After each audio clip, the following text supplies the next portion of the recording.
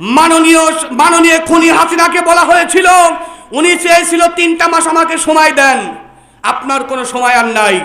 আল্লাহ পাক বলেছে, এ হাসিনা, জীবনে এত জ্বালানে জ্বালাইছো, এত নির্যাতন করেছো, আলেমদেরকে ফাঁসির কাস্টে ঝুলা দিয়েছো, তাদেরকে বিনা কারণে হত্যা করেছো, বিনা কারণে ফাঁসির রশিতে ঝোলা দিয়েছো, মুফতি আমির হামজা ভাইকে জেলে ঢুকা দিয়েছো, আল্লামা দেলোয়ার হোসেন সাঈদীকে জেলে ঢুকা দিয়েছো, মামুনুল হককে জেলে ঢুকা দিয়েছো, রফিকুল ইসলাম মাদানিকে জেলে ঢুকা দিয়েছো, কাজী ইব্রাহিমকে জেলে ঢুকা দিয়েছো, বিনা অপরাধে বিনা কারণে যাদেরকে লাল কারাগারের মধ্যে বন্দী করেছো।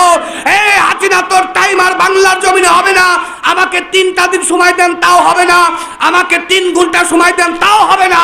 লাস্ট পর্যন্ত 45 মিনিট সময় দিয়ে এমন ভাবে বাংলা থেকে জনগণ বিদায় করেছে, এই রকম পৃথিবীর ইতিহাসে কোন সরকার পালায়ন করে নাই। কথা বলুন ঠিক।